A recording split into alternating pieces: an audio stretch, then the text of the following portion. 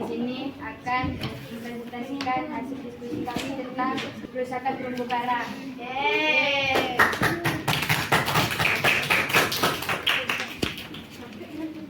Pengertiannya itu terumbu karang adalah organisme yang terbentuknya batuan kapur dan berada di dasar perairan yang kuat menahan gelombang laut.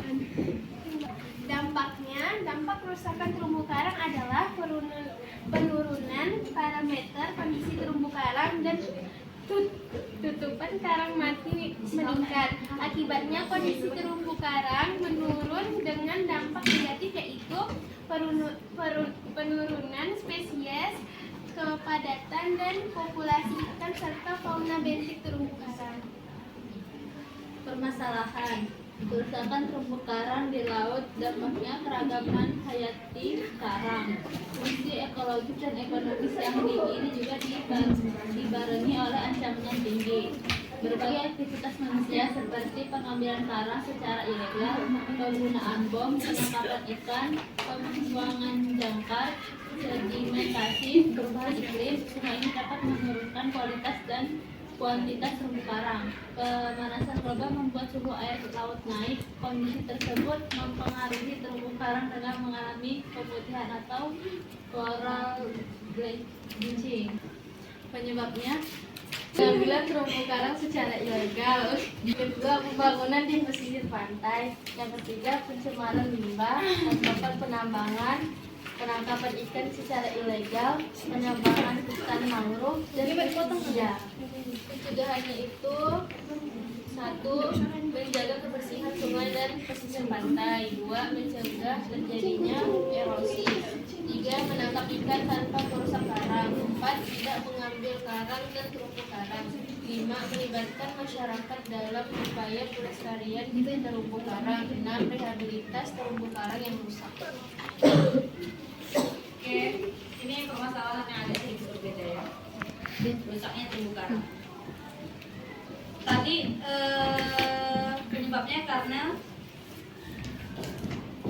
kayak yang tadi gue dengar ada salah satu penyebabnya adalah limbah yang masuk ke laut yang merusak terumbu karang yang ada di dalam. Nah, kalau kita berbicara tentang limbah, kira-kira prinsip hijau apa yang sesuai? Pencegahan limbah. Pencegahan limbah.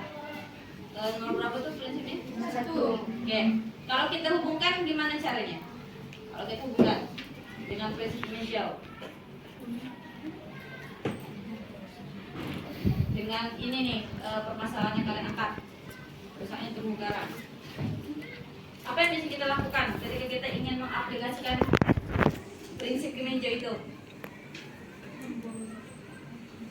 Kita harus mencegah limbah biar tidak masuk ke laut dan merusak terumbu karang dan membuang limbah pada tempatnya. Oke. Contoh limbah yang biasa masuk di laut apa? Plastik. Lagi.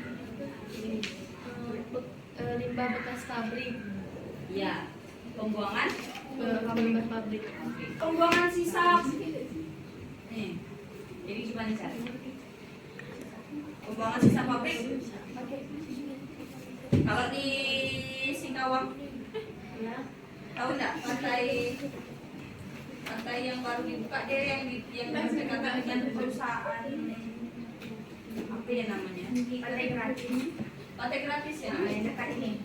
Yang dulu pernah ada kejadian anak orang meninggal. Iya, pantai gratis. Nah, itu akibat apa? Tahu nggak akibat apa dia meninggal? Keseret ombak. Ya, selain keseret ombak itu, dia semuanya meninggal itu karena memang di pantai itu ada zat pembuangan sisa perusahaan yang ada di sana. Dan ada itu kan perusahaan listrik asal apa gitu ya? PLTU.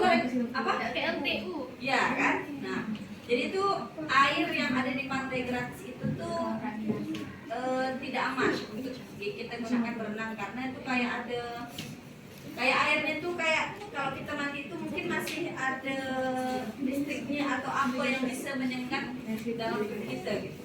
Makanya satu lagi pembuangan sisa dari PLTU itu yang masuk ke dalam air laut. Nah, kira-kira yang di sana terjadi itu, apakah mereka sudah apa ya, kayak menyiapkan strateginya atau apa gitu untuk hal yang sudah terjadi pada saat itu, apalagi udah sampai menghilangkan nyawa orang ya. Apa kira-kira menurut kalian? Penggunaan pelarut dan pendukung yang lebih aman. Penggunaan Pelarut dan bahan pendukung yang lebih aman. Oke, selain itu kayaknya ada yang lebih cocok. Karena dia pun bingung ya, kalau mau buang limbah pun dia bingung mau buang kemana kan. Otomatis dia buangnya ke laut, tidak ada cara lain. Tapi ada cara yang harus dilakukan sama pabrik itu, sama PLTU itu kira-kira. Merancang bahan kimia yang lebih aman. Mau apa? Merancang bahan kimia yang lebih aman. Merancang bahan kimia yang lebih aman bisa, atau melakukan sintesis kimia yang menghasilkan produknya aman. Jadi itu maksudnya ketika mereka melakukan proses sintesis menggunakan bahan kimia di dalam PLTU itu, limbah yang dibuang itu aman. Limbah yang sudah terbuang itu aman ketika dia sudah bercampur dengan air laut. Ketika manusia menggunakan air lautnya atau segala macam ekosistem yang ada di laut tidak terpengaruhi. Ikannya tidak mati, terumbu karangnya masih bagus misalnya. Salah satu yang bisa dilakukan adalah mengupayakan limbah yang terbuang itu tidak Bahaya. berbahaya dengan cara mensintesis. Tadi satu, mensintesis prosesnya supaya aman. Kedua, menggunakan bahan-bahan yang aman. Kalau PLTU itu biasanya pakai apa sih, Din? Ada yang tahu? Ada yang orang punya kerja di PLTU? Batu bara kah? Udara, woi. Itu soalnya dulu batu bara di pulau itu yang nyanyi. Uap. Enggak, aku pakai Pakai kayu bakar. Ya, pokoknya intinya ketika ada sebuah pabrik yang memang dia harus membuang limbah ke laut, satu hal yang harus diperhatikan oleh mereka adalah limbah yang dibuang itu dipastikan tidak berbahaya bagi ekosistem yang ada. Kita yang mungkin tidak berada di kawasan itu, maksudnya kita tidak bekerja di pabrik itu, kita bukan menjadi yang punya pabrik. Ya, salah satu yang kita bisa lakukan adalah tadi bagaimana dengan sampah yang ada di dalam laut. Karena di Indonesia itu ada satu lautan, itu lupa di mana, kayaknya ada videonya. Itu di dalam lautnya itu sampah plastiknya udah dari ribu dan berjuta-juta ton. Sampai airnya tuh keruh, ya bawahnya biru jadi keruh. Sampailah terumbu karang itu mati. Dan sampai sekarang permasalahan itu tuh belum ada yang bisa mengatasi. Itu ada tuh di salah satu wilayah, ibu lupa. Pokoknya di Pulau Jawa deh.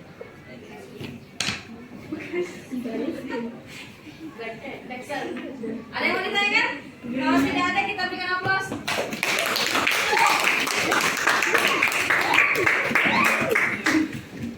Sekian yang dapat kami sampaikan. Wabillahi taufiq wal hidayah. Wassalamualaikum warahmatullahi wabarakatuh. Waalaikumsalam warahmatullahi wabarakatuh.